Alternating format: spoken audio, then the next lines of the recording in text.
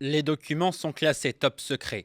On y apprend que les États-Unis, via la NSA, ont mis sur écoute Jacques Chirac, Nicolas Sarkozy et François Hollande au moins de 2006 à 2012.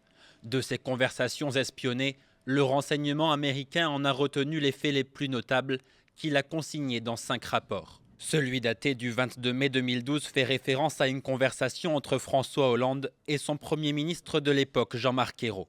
Le président fraîchement élu souhaite organiser des consultations avec l'opposition à Angela Merkel concernant l'éventualité d'une sortie de la Grèce de la zone euro. Des réunions secrètes vont se tenir à Paris entre les responsables français et des membres du SPD allemand.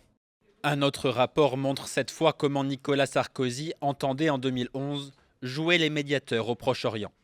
Le président français envisage de faire appel au président russe Dimitri Medvedev pour lancer une initiative commune sans les États-Unis.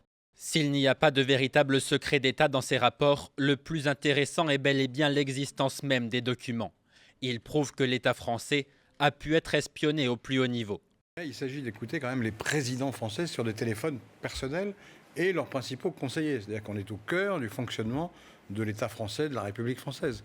Et les États-Unis sont en principe des alliés de la France. Et donc il y a un vrai problème diplomatique là, c'est qu'il y a une question de déloyauté. Ce matin, la Maison-Blanche assure ne pas avoir écouté les conversations de François Hollande, mais ne dit rien sur celles concernant Jacques Chirac et Nicolas Sarkozy.